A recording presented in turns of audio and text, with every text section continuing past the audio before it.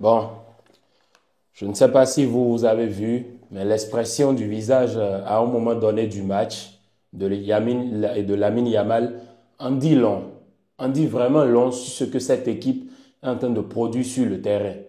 Non, mais franchement, est-ce que c'est sérieux de jouer comme ça ou de baisser de l'intensité à un moment donné du match? Quand vous regardez le match, là, le Barça n'a joué bien que la première mi-temps. Vous imaginez, ils n'ont joué bien que la première mi-temps. Et à la deuxième mi-temps, moi j'étais en mode, déjà même à la 58e minute, j'avais envie que le match se termine. Vous vous rendez compte de la dinguerie? J'avais envie que le match se termine. Et ceux qui viennent souvent dans les commentaires venir m'insulter ou bien me dire des trucs là, venez aujourd'hui, on va parler. Venez aujourd'hui, on va parler. Parce que tout le temps, quand tu parles, on trouve que non, tu es trop négatif, mais tu dis ci, ou bien tu racontes de la merde, ou bien ce que tu dis n'est pas logique, ce que tu dis n'a pas de cohérence, et ce que tu dis n'a pas de pertinence, etc., etc.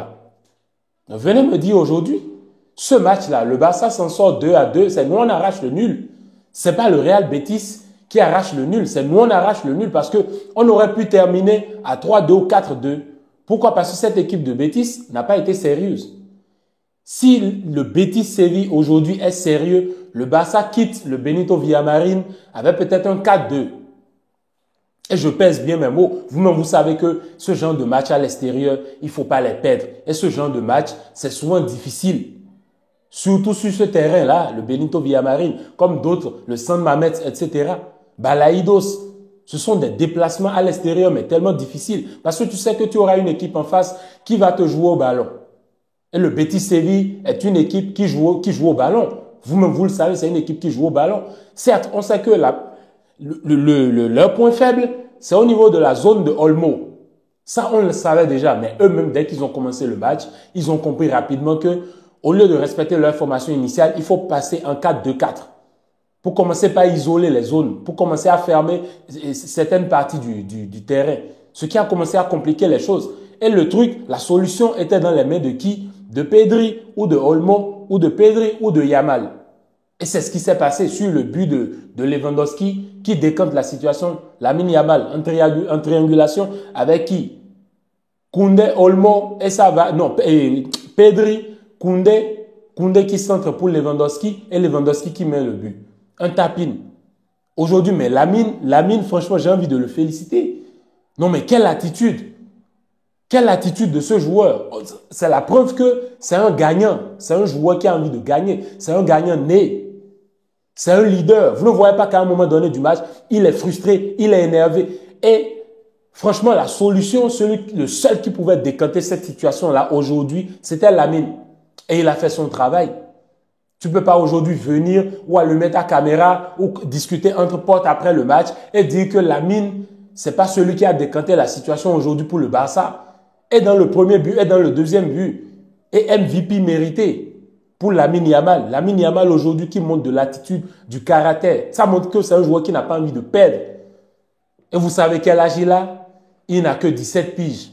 Et il y a d'autres sur le terrain là qui sont là, qui entrent et qui font du n'importe quoi. Et quand je parle de faire du n'importe quoi, je veux parler de Jong. Mais De Jong, je suis désolé. J'ai l'impression que c'est un maudit. Sincèrement, j'ai l'impression que De Jong, c'est un maudit. Parfois, il fait des entrées qui sont bonnes. Et dans d'autres... Franchement, mais je... Parfois, il fait des entrées qui sont bonnes. Mais dans la majeure partie du temps, il fait des entrées qui sont mauvaises. C'est ce que je ne comprends pas. Dès qu'il fait une bonne entrée, tout le monde suce. Ah non, De Jong c'est ci, De Jong c'est le boss, De Jong il est fort, De Jong il est ci. On sait que De Jong, quand il est dans les prédispositions qu'il faut, il est fort. Il est très fort. Mais aujourd'hui, il rentre, même pas 6 minutes, il cause un penalty. Un penalty amplement mérité. Il y en a qui peuvent se lever et commencer par raconter. En fait, là maintenant, dites-moi aujourd'hui, parce que j'ai remarqué que les Barcelonais, toujours quand on gagne un match ou bien il y a quelque chose dans un match, vous cherchez toujours l'arbitrage. Oh non, il y a eu telle séquence où l'arbitre n'a pas fait ci. Oh, il y a eu telle séquence où l'arbitre n'a pas fait ça. Aujourd'hui, vous allez encore parler de l'arbitrage. Non, mais je suis désolé. Je suis désolé. Quand dans la majeure partie du temps, l'arbitrage, il est impeccable. Le truc, c'est que quand vous êtes supérieur à l'adversaire et que vous gagnez, il n'y a pas de problème. Personne ne se plaint. Mais dès qu'on perd ou on fait un match nul, on commence pas à chercher des séquences de jeu. Mais l'arbitre, il ne peut pas tout voir. Il ne peut pas tout voir. Il faut jouer au football. Il faut jouer au football. Et moi, j'ai envie de dire aux joueurs du Barça, si vous ne voulez plus jouer, comme je le disais dans les précédentes vidéos, s'ils ne veulent plus jouer, d'accord, il n'y a pas de problème. Il n'y a pas de problème. Ne jouez plus au ballon. Ne jouez plus. Vous ne voulez plus jouer, non? Ne jouez plus. C'est simple. C'est simple. Mais on ne va plus suivre vos matchs. Parce que ce qu'on est en train de remarquer là, ça devient des foutaises. Vous ne pouvez pas jouer un match à 80% ou à 70%. Je suis désolé. Le Barça aujourd'hui joue juste la première mi-temps. Bien. Mais en deuxième mi-temps, qu'est-ce qui se passe? Un bain tactique du Betis Séville. Mais il faut regarder. Les gars, ils ont compris. Tout le monde sait que le point faible du Barça, c'est Koundé. Maintenant, aujourd'hui, c'était qui était la solution du côté Betis? C'était Abdé. Observez bien la position, le positionnement de Abdé. Le nombre de fois, Abdé, il a mangé Koundé dans le dos. Allez revoir les matchs. Je ne suis pas en train de mentir. Allez revoir les matchs parce que j'ai l'impression que parfois, vous ne suivez pas les matchs. Abdé, c'était la solution. Ils ont compris que, ok, d'accord, comment ça s'appelle, Roquet et autres ne vont pas pouvoir le faire. Abdé, il reste en retrait et dès que le ballon file, vous voyez Abdé qui prend de vitesse, qui sort de nulle part et qui gagne le dos à Koundé. Maintenant, tu vas en vouloir à qui? Tu vas en vouloir à qui? Les gars, ils ont eu leurs occasions. Sur le deuxième but, c'est Inigo Martinez qui ne vient pas, qui vient sans conviction. Et Diao qui la reprend. Les gars, ils ont été clutch. Ils ont eu 2 occasions franches, 2 ou 3 occasions franches, et ils ont mis 2. J'imagine s'ils étaient sous leur beau jour, aujourd'hui ils étaient inspirés. Non mais, ils nous cognent 4 buts et puis on n'en parle plus. On n'en parle plus. Là maintenant, le Real Madrid venait de perdre. Ok, tu joues le Betis Séville, tu as ton destin entre tes mains. Qu'est-ce que tu fais? Mais tu te gères bien pour jouer le match. Et qu'est-ce qui se passe? Tu te fais rattraper et tu arraches un nul. Parce que pour moi, c'est toi qui as arraché le nul. Ce n'est pas les autres qui ont arraché le nul. De l'autre côté, mais en première mi-temps, mais le Barça, en première mi-temps et en deuxième mi-temps, c'est 2 visages différents, mais c'est incroyable. En première mi-temps, domination, possession de balle, belle sortie de balle, le contrôle, la projection vers l'avant, tout allait bien, tout était parfait, belle circulation, c'était fluide. Olmo, Pedri, la première mi-temps de Pedri, mais c'est un masterclass. C'est un masterclass. La première mi-temps de Casado dans les récupérations, c'est un masterclass. Mais en deuxième mi-temps, mais qu'est-ce qui s'est passé? Bouleversement total. On ne comprenait plus rien. On commençait à encaisser. Qu'est-ce que ça veut dire? Qu'est-ce que ça veut dire? Et c'est la même chose qu'on répète à chaque fois. On répète les mêmes choses à chaque fois. Et attention, et la concentration. Et si. Après, tu as Flick qui se mange en rouge. Aussi. Expulsion. Lewandowski qui met un but, mais dans le match, qu'est-ce qu'il fait? Pas vraiment de poids. Le but qu'il met, c'est un tap-in. Ferran Torres aussi, le but qu'il met, c'est un tap-in. Belle passe décisive de Lamine Yamal qui a une belle vision de jeu. Qui voit, qui brise la ligne. Heureusement, il n'y avait pas au jeu.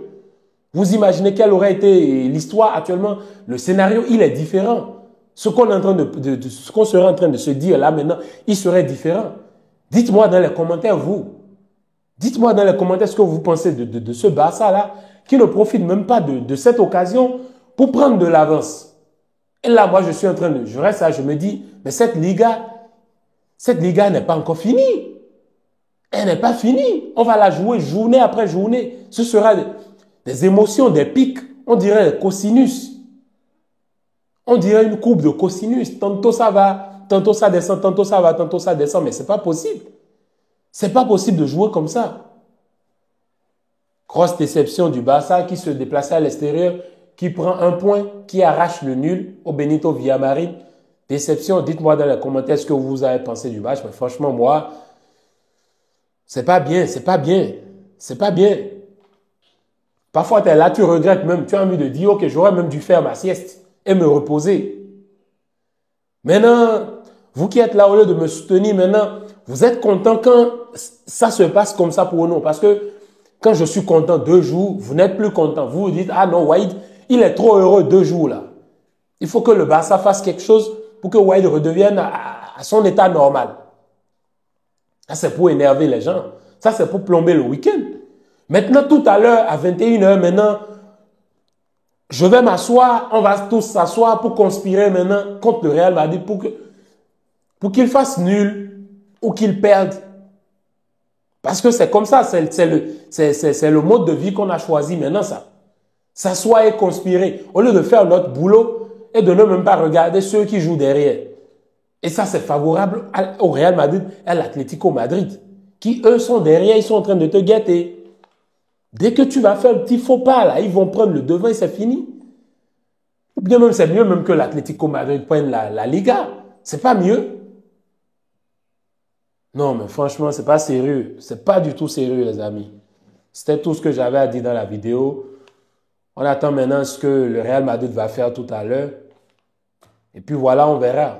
Allez, bien de choses à vous et peace.